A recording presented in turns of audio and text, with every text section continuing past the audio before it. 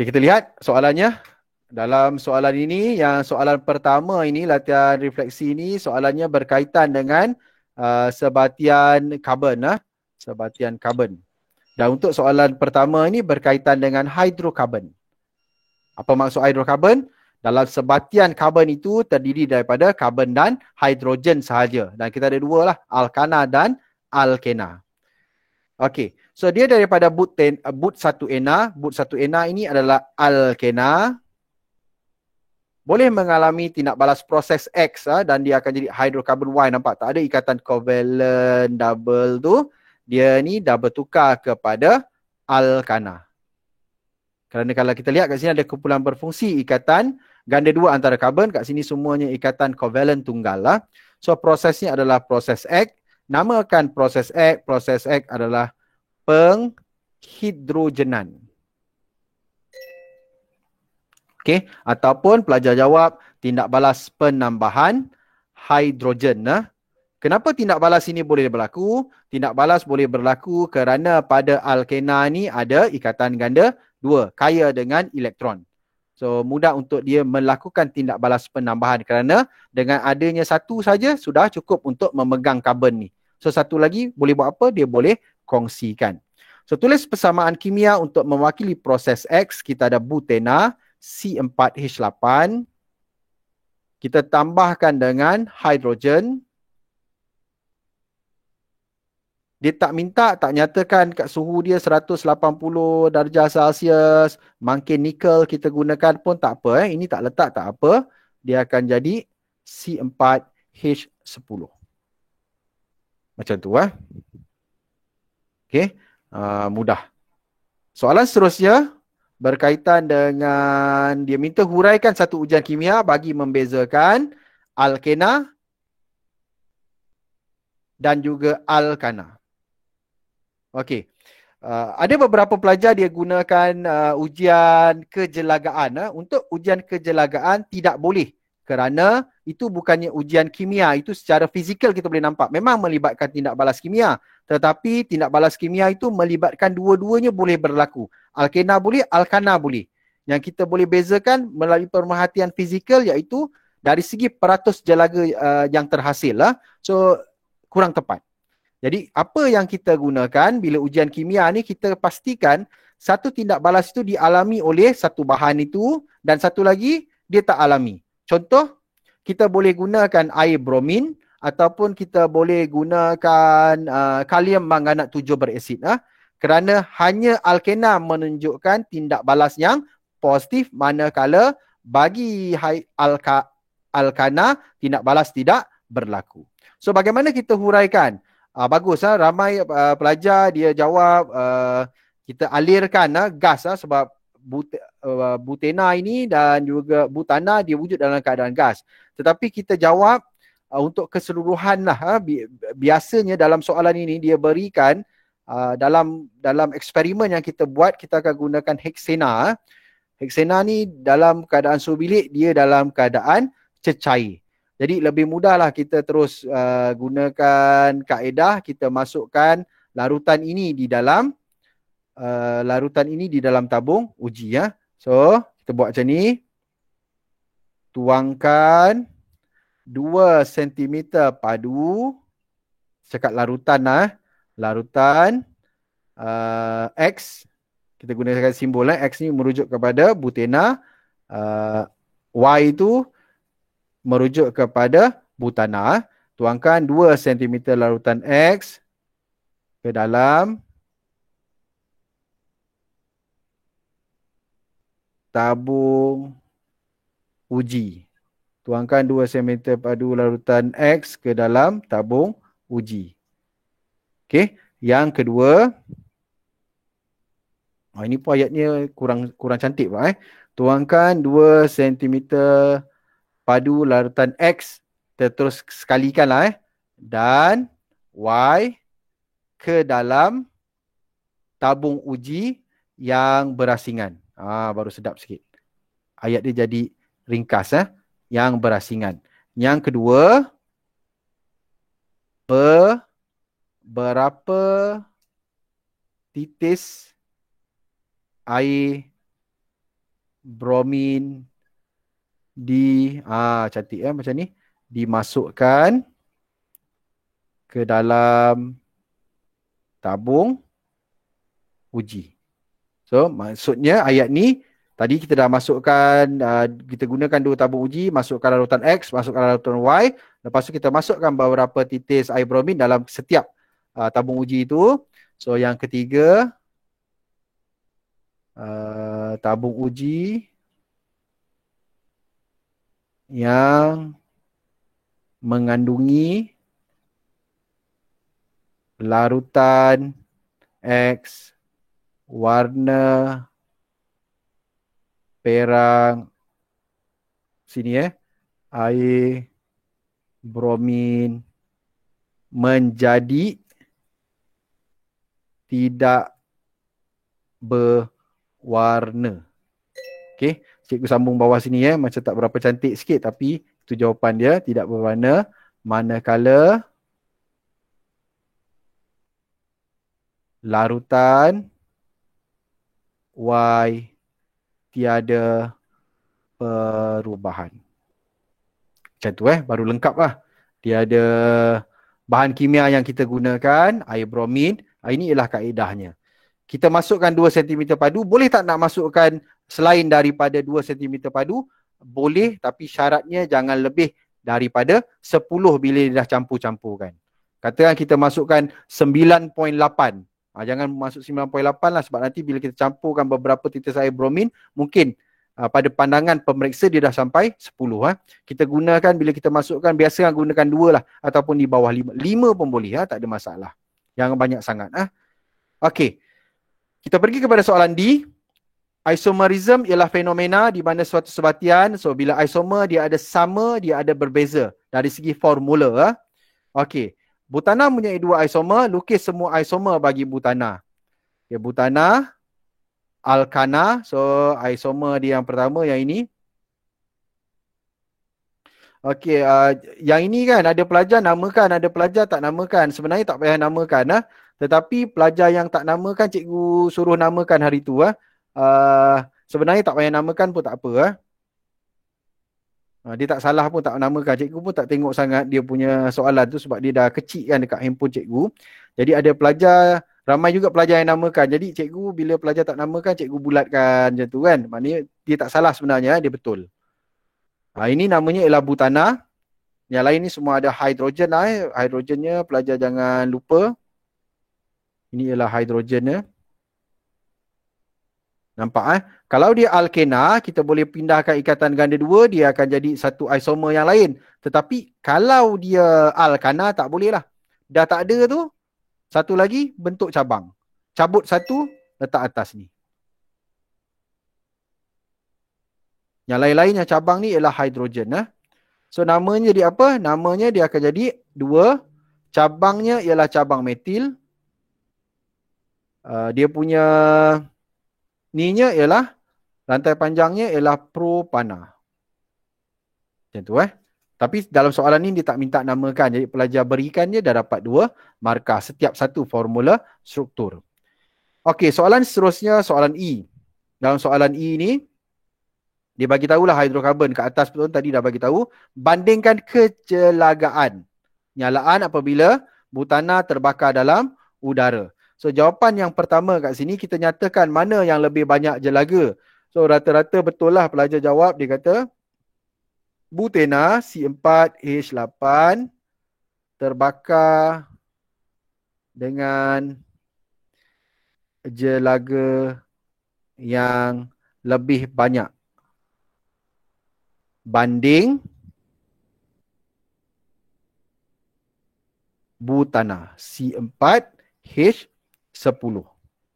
Tengok markah 3. Boleh dapat markah 3 baru ada statement. So statement yang kedua, kerana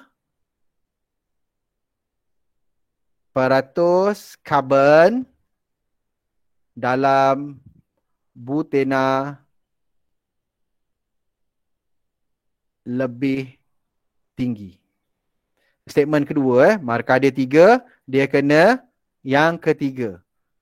Tunjukkan pengiraan peratus. So, kita kena tunjukkan pengiraan dia bagaimana peratus karbon itu lebih tinggi. Rata-rata pelajar ada yang jawab satu saja, ada yang jawab dua, tapi markah dia 3, maknanya kat sini kena tunjukkan peratus karbon dalam butena.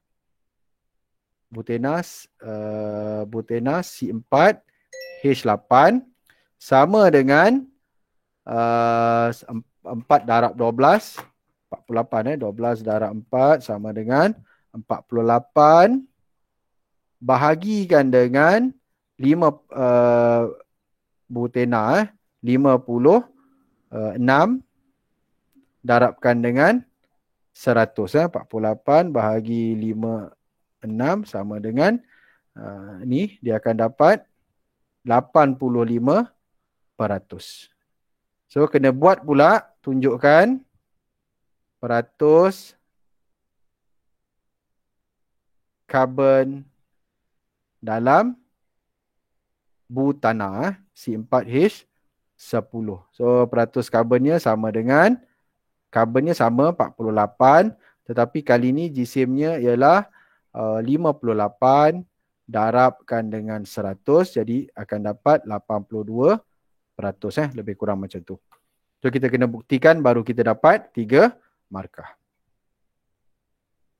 Seterusnya soalan yang kedua, soalan latihan yang kedua ini adalah soalan berkaitan dengan tindak balas penyesaran logam.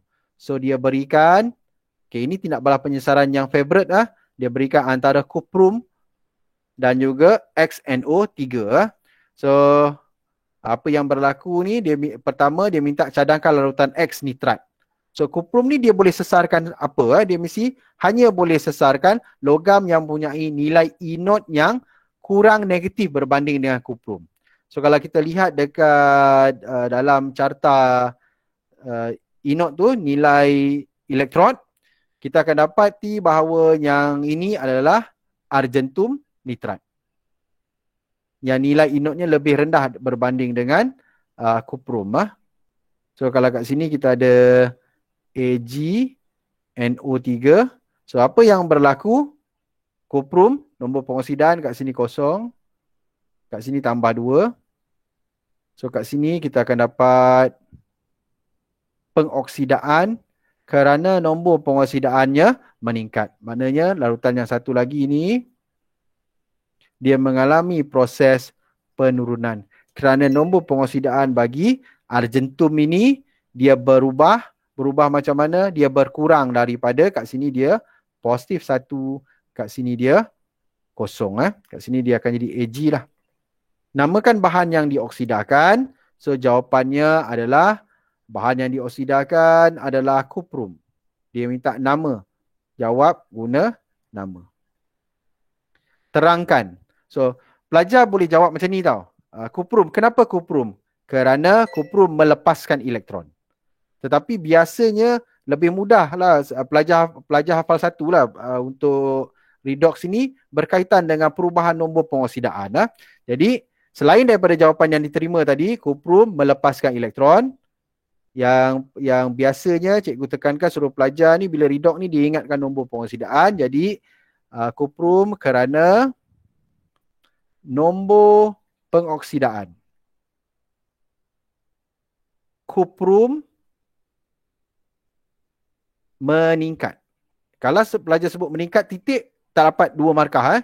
Meningkat, kena nyatakan dari kosong kepada tanda dulu, baru nombor. Macam ni Ini baru dapat 2 markah. Tuliskan setengah persamaan. Kuprum, kita tunjukkan separuh je lah kan. Kepada kuprum, 2 positif tambah 2 elektron. Tuliskan persamaan ion. Yang ini ramai pelajar silap. Tak apalah, nanti kita ulang kaji balik lah. So sepatutnya tadi tu separuhnya kuprum jadi kuprum 2 positif. Separuh lagi untuk penurunan ialah Ag positif. Dia akan jadi Ag.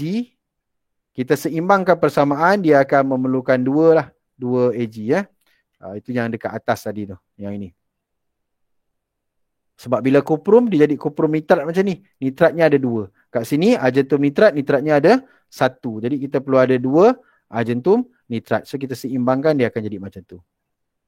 Soalan D, nyatakan satu pemerhatian selain daripada perubahan warna larutan. Dia nak perubahan lain selain daripada perubahan warna larutan. So perubahan warna larutan ni, larutan argentum nitrat dia tidak berwarna. So bila dia jadi larutan kuprum nitrat, dia akan jadi larutan yang berwarna biru. So yang dia minta apa? Dia minta benda lain lah yang kita boleh perhatikan selain daripada warna larutan untuk tindak balas penyesaran. Yang kita dapat kat sini hasilnya ialah, kalau pelajar lihat, kita akan dapat lihat AG, argentum. So apa pemerhatiannya? Kita akan dapat lihat pepejal. Pepejal kelabu terhasil. Cantiknya pepejal kelabu terhasil di dasar tabung uji. Pepejal kelabu terhasil. Kebanyakan pepejal ni kalau dia berkilat, dia kelabu lah. Warna dia ialah kelabu. Dan tidak boleh digantikan dengan macam ni tau. Kalau pelajar jawab argentum terhasil, itu bukan pemerhatian, itu adalah inferen. So pemerhatian dia pepejal kelabu. Inferen adalah alasannya adalah argentum. Okay, kita pergi kepada soalan E. Yang ini dia gunakan YouTube, gunakan tube U. Tube U macam ni. Dan redox, dia nak mengkaji pemindahan elektron. So kat sini pelajar lihat dia gunakan ferrum 2. Tips redox, kalau dia gunakan ferrum 2, akan jadi ferrum 3. Pemerhatian, ni untuk ferrum 2 kepada ferrum 3, nombor pengoksidaan meningkat. Ini adalah proses pengoksidaan. Ini persamaan separuh, ada elektron. Elektron suka dengan cas positif. So dia jadi macam tu. Okay, ya. So pengoksidaan adalah proses lepas elektron. So kalau kita buatkan, elektron akan gerak macam ni. Daripada elektrod karbon X kepada elektrod karbon Y. Sampailah kepada larutan kalium manganat 7 berasid. So yang ini, kalium manganat ni mengalami proses penurunan. Okay. So kalau kita lihat, ni macam soalan periksa hari tu lah. Periksa hari tu kalau dia tanya, ini asid sulfurik cair, gunanya ialah membenarkan ion-ion bergerak untuk melaluinya. Dan yang ini, pengoksidaan, dia juga adalah ejen penurunan. Itu kena sentiasa ingatlah. Okey, soalan yang pertama, lukiskan arah aliran elektron seperti yang cikgu nyatakan. Tulis setengah persamaan. So, setengah persamaan dekat X, Fe2 positif. Jadi, Fe3 positif. Pemerhatian dalam redox adalah perubahan warna. So, perubahan warnanya adalah larutan hijau berubah kepada larutan perang. Okey, kalau nak sahkan ujiannya, kita gunakan natrium hidroksida mendakan perang terhasil. Okey, soalan yang seterusnya, namakan bahan kimia yang boleh digunakan untuk menggantikan larutan kalium manganat 7 berasid. Dia minta nama, pelajar boleh gunakan larutan kalium dikromat. Larutan dikromat ni 6 berasid. Atau pelajar boleh gunakan air bromin. Okey, sebab air bromin pun dia boleh terima elektron. Okey, itu berkaitan dengan latihan kita. Ada satu lagi latihan dekat bawah ni, nanti pelajar buat, dan ini pelajar buat sepatutnya yang hari tu. Nanti pelajar boleh buat penghantaran. Nanti kita akan bincangkan pada minggu hadapan berserta dengan satu latihan nanti yang cikgu akan berikan kepada pelajar. Okey pelajar. So